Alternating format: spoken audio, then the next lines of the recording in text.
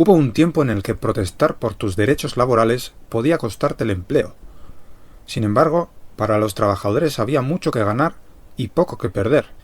Y en ese contexto es como surge lo que durante décadas se conocería como la lucha obrera. Si algo te sorprende, lo vamos a desarmar. No hace falta prisa y tiempo para pensar. Abre la mente, abre el canal. Lo que parecía raro se vuelve natural. Dato a dato, paso a paso, ven que lo entendemos juntos despacio. A finales del siglo XIX, trabajar significaba tener jornadas de más de 12 horas, condiciones durísimas y cero protección ante el empresario. Precisamente por eso los trabajadores se organizan. No como los sindicatos actuales, sino como grupos pequeños, espontáneos y muchas veces ilegales. Tenían una idea muy clara. Solos no tenían nada que hacer, pero juntos sí. Los trabajadores empiezan a reunirse, coordinarse y a presionar colectivamente. La actuación del ejército contra los huelguistas provocó cerca de 100 de muertos y 2000 detenidos. Poco a poco empiezan a conseguir algo impensable hasta entonces: derechos.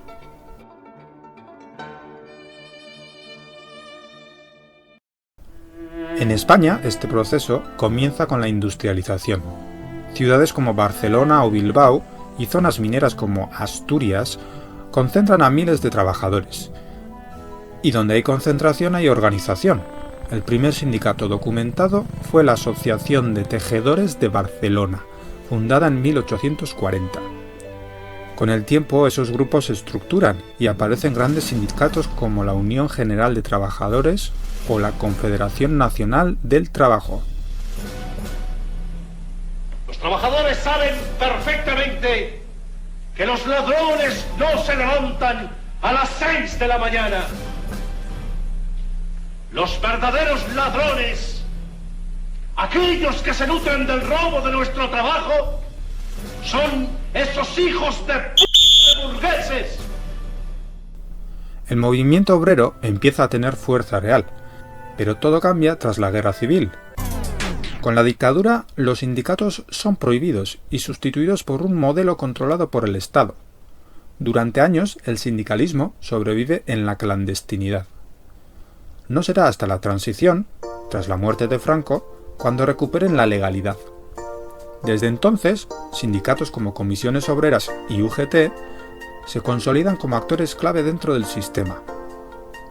Posteriormente aparecerán también sindicatos de ámbito autonómico, especialmente en el País Vasco, como ELA y LAB. Con el paso del tiempo, los sindicatos se convirtieron en actores reconocidos dentro del sistema. Se institucionalizan, participan en la negociación colectiva y adquieren un papel estable dentro del equilibrio entre trabajadores, empresas y Estado. Y esto cambia algo fundamental. Dejan de estar fuera del sistema para formar parte de él. Esta tarde el Pleno del Congreso de los Diputados ha aprobado que la jornada máxima legal queda fijada en 40 horas.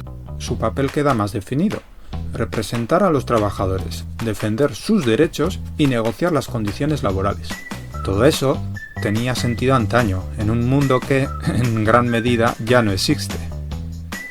Hoy el mercado laboral está mucho más fragmentado: contratos temporales, trabajos por proyecto, autónomos, freelance, empresas digitales. ¿Siguen siendo los sindicatos la herramienta adecuada para este nuevo mundo laboral? La verdad es que la función de los sindicatos y su utilidad ya no es tan clara. Uno de los primeros indicios de este cambio es la afiliación. Cada vez menos trabajadores forman parte de un sindicato, especialmente entre los jóvenes. Si se observa con detenimiento, los sindicatos siguen teniendo fuerza en sectores grandes como educación, sanidad, administración, policías o industria tradicional. Lugares donde hay estabilidad, continuidad y una masa laboral relevante. Sin embargo, en otros sectores la situación es distinta. Ámbitos como el periodismo, el audiovisual, hostelería, el mundo digital o muchas formas de trabajo autónomo presentan niveles de precariedad elevados. Son sectores fragmentados donde la organización colectiva resulta mucho más complicada. Allí donde la estructura es más débil, es donde menos organización sindical existe. Si una organización basa su legitimidad en representar a los trabajadores, ¿cómo es que nadie quiere ser defendido? A esta realidad se suma otra controversia, la financiación. Los sindicatos se sostienen en parte gracias a las cuotas de sus afiliados, sí, pero también reciben subvenciones públicas, 32 millones de euros en el año 2025. Y los sindicatos se adelantan a un posible cambio de gobierno y piden blindar su financiación por ley. Actualmente no existe una norma que fije cuánto dinero reciben del Estado y esto siempre ha dependido de la voluntad de cada ejecutivo. El temor de UGT y de Comisiones Obreras está más que justificado. Con Sánchez el Gobierno ha aprobado una partida récord de 30 millones de euros anuales en subvenciones que contrastan, por ejemplo, con los 8 millones, únicamente esta cantidad que llegó a concederles Mariano Rajoy. Cuando una organización cuya función es defender intereses contra el Estado y depende parcialmente de ese mismo Estado, ¿qué grado de independencia tiene realmente? Con esa duda sobre su autonomía, entramos en otro punto clave, las huelgas. Históricamente han sido una herramienta de presión muy potente. Han conseguido paralizar sectores enteros y forzar cambios significativos. Pero en el contexto actual, su impacto parece más limitado. El seguimiento suele ser menor. No se perciben como una herramienta real de transformación. No hay avances ni mejoras tangibles. Y eso, si se repite constantemente, acaba generando desconfianza en quien las convoca. Y los sindicatos convocantes de la huelga general del próximo martes han vuelto a defender el motivo de la convocatoria, un salario mínimo interprofesional propio de 1.500 euros superior al nacional. Mantienen que a mayor soberanía, menos precariedad. Auguran un seguimiento mayoritario de la huelga al tiempo que critican a Confebask. Dicen que la patronal vasca es la principal beneficiaria de que no haya en nuestra comunidad un SMI propio y le llaman a volver a reunirse el día 24 para abrir nuevas negociaciones. Si miramos casos recientes, vemos convocatorias con objetivos difíciles de materializar o sin ninguna negociación clara detrás. Hemen lan egin, hemen erabaki. El 17 de marzo, huelga general. Y eso plantea una pregunta incómoda. ¿Cuál es el objetivo real? ¿Y cuál es el resultado?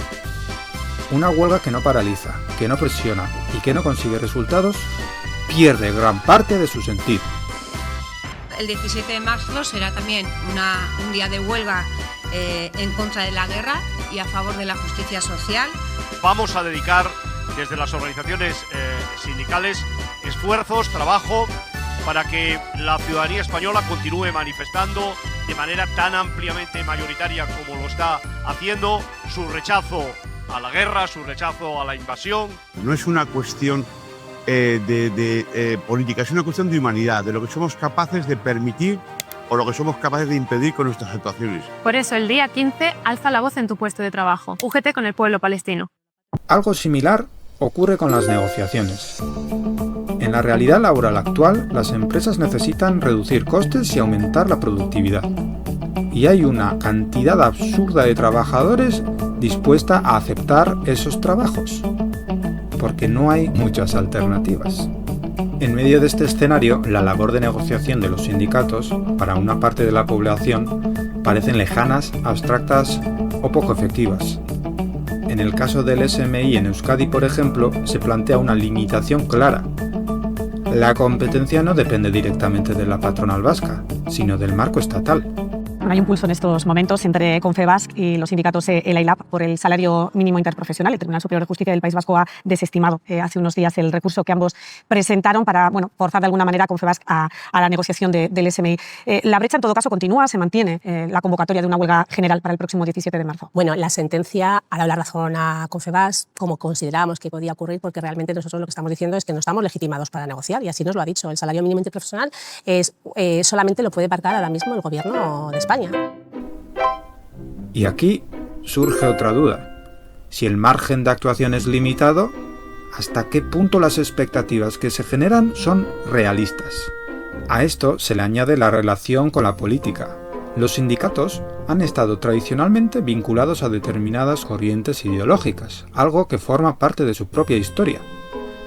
Sin embargo, actualmente esa cercanía puede generar desconfianza en parte de la sociedad, que percibe una alineación excesiva con determinadas ideologías, desplazando el foco de los problemas estrictamente laborales.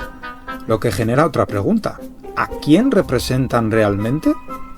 Debo decirles a ustedes, muy a mi pesar, ya que siempre he tenido mucho respeto por el movimiento laboral y sus logros, que me preocupa el hecho de que el presidente de uno de los sindicatos más importantes de este país, quizá, y digo quizá, esté ligado con los jefes de la corrupción.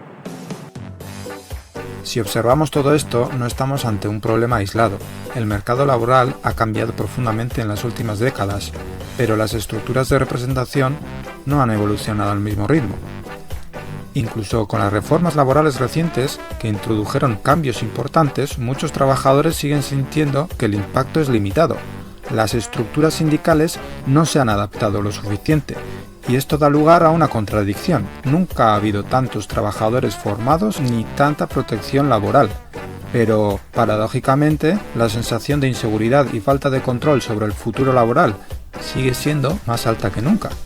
Este desajuste no es un problema meramente estructural, también se ve reflejado en prácticas dentro del propio sistema sindical.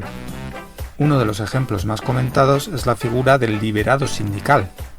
Miguel trabaja para SGL Group, pero hace 1 año y medio que dejó de lado el buzo para dedicarse a las labores sindicales. La empresa le sigue pagando su nómina, pero ahora es un liberado sindical. En cualquier empresa, en función del número de trabajadores, se pueden establecer unas elecciones sindicales, ¿correcto? Entonces, también en función del número de trabajadores, saldrá un número de delegados sindicales. Todo delegado sindical, por legislación, por estatuto de los trabajadores, tiene derecho a un número de horas, ¿vale?, de horas de su trabajo retribuidas para las funciones sindicales que realiza. En la práctica, algunos liberados pasan años, incluso décadas, alejados de su puesto de trabajo original, con el riesgo de acomodarse, lo que les hace perder contacto con los problemas reales de los trabajadores que representan. Un chollo que, en lugar de ayudar, aleja aún más a los sindicatos de la gente que deberían defender. Parece que puede ser una figura de un vividor, ¿no? Que se quita el buzo, deja de trabajar en su empresa, se quita el buzo, se quita los guantes y desaparece de aquí y Dios sabe qué está haciendo. Si se observan todos estos elementos en conjunto, lo que aparece no es un problema puntual, y la percepción social hacia los sindicatos no parece ser positiva. Así que la pregunta no es si los sindicatos son necesarios. Está claro que su papel histórico demuestra que lo han sido y probablemente seguirán siéndolo. La pregunta es otra. ¿Están realmente adaptados al mundo laboral que existe hoy?